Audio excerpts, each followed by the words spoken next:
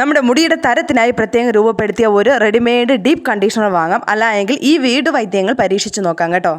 മുടി കൊഴിച്ചിലിനും മുടി പൊട്ടുന്നതിനും ഇടയിലുള്ള വ്യത്യാസം എന്താണെന്ന് അറിയേണ്ടത് നിങ്ങൾക്ക്?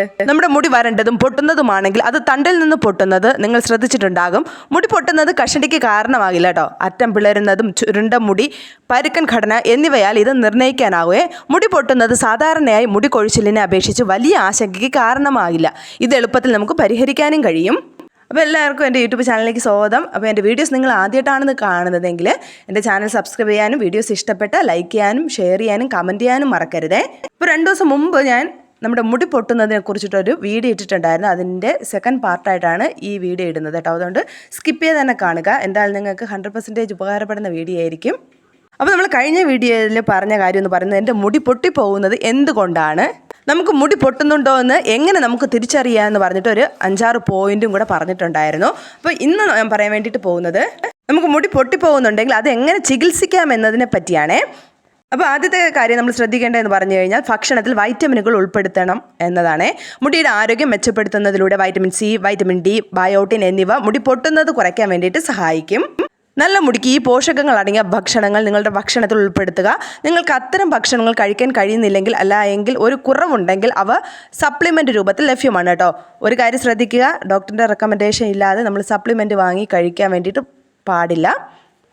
ചർമ്മത്തിലെ രക്തക്കുഴലുകളുടെ അടിത്തറ രൂപപ്പെടുത്തുന്നതിന് ഉത്തരവാദിയായ കൊളാജൻ ഉൽപ്പാദനത്തിന് വൈറ്റമിൻ സംഭാവന നൽകും കേട്ടോ. മുടിയുടെ ഭൂരിഭാഗവും നിർമ്മിക്കുന്ന നാരുകളുള്ള പ്രോട്ടീനായ കെരാറ്റിൻ്റെ ഉൽപ്പാദനം വൈറ്റമിൻ D3 വർദ്ധിപ്പിക്കുകയും വേണ്ടി സഹായിക്കും. മുടി വളർച്ച മെച്ചപ്പെടുത്തുന്നതിനും ബയോട്ടിൻ അത്യാവശ്യമാണ് കേട്ടോ. ഇതിൻ്റെ കുറവ് ഗണ്യമായ അളവിൽ മുടി കൊഴിച്ചിലിന് കാരണമാകുമെന്ന് പഠനങ്ങൾ സൂചിപ്പിക്കുന്നുണ്ട്. അപ്പോൾ നല്ല മുടിക്ക് വേണ്ടിയിട്ട് നമ്മൾ ദിനചര്യകൾ പിന്തുടരാൻ വേണ്ടിയിട്ട് മറക്കരുതേ.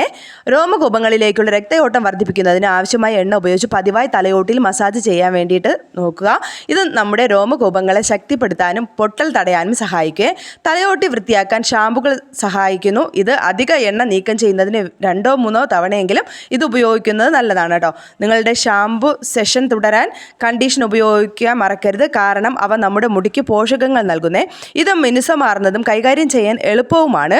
ഇതിലും ശ്രദ്ധിക്കേണ്ട കാര്യം എന്ന് പറയുന്നത് ഷാംപൂസ്, കെമിക്കൽ ഫ്രീ ആയിട്ടുള്ള ഷാംപൂസ് ഉപയോഗിക്കാൻ വേണ്ടിയിട്ട് ശ്രമിക്കുക. എങ്കിൽ നമ്മുടെ നാച്ചുറൽ താളീസ് ഉപയോഗിച്ച് കഴുകാൻ വേണ്ടിയിട്ട് ശ്രമിക്കുക കേട്ടോ. കഴുകിയ ശേഷം മുടി സ്വാഭാവികമായ വായുവിൽ ഉണങ്ങാൻ വേണ്ടിയിട്ട് അനുവദിക്കുക. അതുപോലത്തെ 3ാമത്തെ കാര്യം എന്ന് പറയുന്നത് മുടി ഡീപ്പ് കണ്ടീഷൻ ചെയ്യുക. ഡീപ്പ് കണ്ടീഷനിങ് നമ്മുടെ മുടിക്ക് ആവശ്യമായ പ്രോട്ടീനും പോഷകങ്ങളും നൽകുന്നേ. ഇത് നമ്മുടെ മുടിയെ ശക്തിപ്പെടുത്താനും മുടിയുടെ തണ്ടിലേക്ക് പോഷകങ്ങൾ ആഴത്തിൽ തുളച്ച് കയറാനും കേടായ മുടി നന്നാക്കാനും സഹായിക്കും കേട്ടോ. പതിവായി ഡീപ്പ് കണ്ടീഷനിങ് പരിശീലിക്കുന്നത് നമ്മുടെ മുടി മൃദുവും പൊട്ടിപ്പോകുന്നത് തടയാനും സഹായിക്കും. നമ്മുടെ മുടിയുടെ തരത്തിനായി പ്രത്യേകം രൂപപ്പെടുത്തിയ ഒരു റെഡിമെയ്ഡ് ഡീപ്പ് കണ്ടീഷണർ വാങ്ങാൻ കേട്ടോ. അല്ലെങ്കിൽ ഇത് വീട്ടുവൈദ്യങ്ങൾ പരീക്ഷിച്ച് നോക്കാം. അതിൽ ആദ്യത്തെ നമ്മുടെ തേങ്ങ എണ്ണ തന്നെയാണ് കേട്ടോ. മുടിയെ ജലാംശം നിലനിർത്താനും വെളിച്ചെണ്ണ അത്യാവശ്യമാണ്. ഇതിൽ ലോറിക് ആസിഡ് അടങ്ങിയിട്ടുണ്ട്. ഇത് ഒരു ആൻറ്റി ഫംഗലാണ്. താരൻ, തലയോട്ടിയിലെ മറ്റ് അണുബാധകൾ എന്നിവയുമായി ബന്ധപ്പെട്ട ലക്ഷണങ്ങൾ കുറയ്ക്കാൻ വേണ്ടിയിട്ട് ഇതിന് കഴിയും. ഇത് മുടി പൊട്ടിപ്പോകുന്നത് കുറയ്ക്കാൻ വേണ്ടിയിട്ട് സഹായിക്കുകയും ചെയ്യും കേട്ടോ. അടുത്ത 2ാമത്തത് കാസ്റ്റർ ഓയിൽ. ആവണക്കെണ്ണയിലെ റിസിനോലിക് ആസിഡ് ഉണ്ട് കേട്ടോ. ഇത് തലയോട്ടിയിലേക്കുള്ള രക്തയോട്ടം വർദ്ധിപ്പിക്കാൻ സഹായിക്കുന്നു. നമ്മുടെ രോമകൂപങ്ങൾക്ക് ശക്തി നൽകാൻ വേണ്ടിയിട്ടും അവിടെ രക്തചംക്രമണം അത്യാവശ്യമാണല്ലോ, അതുകൊണ്ട് അതിനും വേണ്ടിയിട്ട് സഹായിക്കും. അടുത്ത 3ാമത്തെ നമ്മുടെ മുട്ട മാസ്ക് ആണ് കേട്ടോ. മുട്ട പ്രോട്ടീൻ സമ്പന്നമായ ഒരു ഉറവിടമാണെന്ന് എല്ലാവർക്കും അറിയാവുന്ന കാര്യമാണ്. ഇത് മുടിക്ക് ശക്തി നൽകുന്നു. മുട്ടകൾ പതിവായി മുടിയിൽ പുരട്ടുകയാണെങ്കിൽ മുടി പൊട്ടിപ്പോകുന്നത് തടയാനും മുടി ചുരുങ്ങുന്നത് കുറയ്ക്കാനും കഴിയും കേട്ടോ. കൂടാതെ ആൻറ്റി ഇൻഫ്ലമേറ്ററി ഗുണങ്ങൾ നമ്മുടെ മുട്ടയിൽ ധാരാളം ഉണ്ട് കേട്ടോ. ഇത് കേടുപാടുകൾ കുറയ്ക്കാനും സഹായിക്കും. അടുത്ത 4ാമത്തെ നമ്മുടെ ആപ്പിൾ സിഡർ വിനേഗർ ആണ് കേട്ടോ. കേടായ മുടി മെച്ചപ്പെടുത്തുന്നതിനായി ആപ്പിൾ സിഡർ വിനേഗർ അത്യാവശ്യമാണ്. നമ്മുടെ തലയോട്ടിയുടെ ആരോഗ്യം നിലനിർത്തുന്നതിന് അത്യാവശ്യമായ pH ബാലൻസിങ് ഗുണങ്ങൾ ഇതിലുണ്ട്. താരൻ സംബന്ധമായ വരൾച്ച, അടർന്നു വീഴൽ തുടങ്ങിയ ലക്ഷണങ്ങൾ കുറയ്ക്കാൻ സഹായിക്കും കേട്ടോ. ആൻറ്റി ഫംഗൽ ഗുണങ്ങളും ഇതിലടങ്ങിയിട്ടുണ്ട്. മൊത്തത്തിൽ ഇത് നമ്മുടെ മുടി മൃദുവാക്കി പൊട്ടിപ്പോകാതിരിക്കാൻ വേണ്ടിയിട്ട് സഹായിക്കും. അടുത്തതെന്ന് പറയുന്നത് നമ്മുടെ കാരിയർ ഓയിലുമായി കലർത്തി ആവശ്യ എണ്ണകൾ പരീക്ഷിച്ച് നോക്കാം കേട്ടോ. കാരിയർ ഓയിൽ എന്ന് പറയുമ്പോൾ വേറെ ഒന്നും വിചാരിക്കേണ്ട, നമ്മൾ സാധാരണ ഏത് ഹെയർ ഓയിലാണോ എടുക്കുന്നത് ആ ഹെയർ ഓയിലിനാണ് നമ്മൾ കാരിയർ ഓയിൽ എന്ന് പറയുന്നത് കേട്ടോ. ആ ഓയിലിലേക്ക് ഈ പറയുന്ന 2 ഐറ്റം ഓയിലും കൂടെ ചേർത്തിട്ട് നമുക്ക് ഉപയോഗിക്കാവുന്നതാണ്. ആദ്യത്തെ നമ്മുടെ ബദാം എണ്ണയാണ്. ഈ എണ്ണയിൽ ഒലീക് ആസിഡ്, ലിനോലോനിക് ആസിഡ്, മറ്റ് സംയുക്തങ്ങൾ എന്നിവ അടങ്ങിയിട്ടുണ്ട് കേട്ടോ. ഇത് നമ്മുടെ മുടിയിലെ ഈർപ്പം, ലിപ്പിഡ് മെറ്റബോളിസം എന്നിവ നിലനിർത്താൻ സഹായിക്കുന്നു. ഇത് മുടി പൊട്ടുന്നത് കുറയ്ക്കാനും മൃദുവാക്കാനും സഹായിക്കുന്നേ. അടുത്തത് ഞാൻ ആദ്യമായിട്ട് കേൾക്കുന്നതാണ് കേട്ടോ, ചാമോമൈൽ ഓയിൽ. ഇത് ആരെങ്കിലും ഉപയോഗിക്കുന്നുണ്ടെങ്കിൽ ഒന്ന് കമൻറ്റ് ഇട്ടേക്കണേ.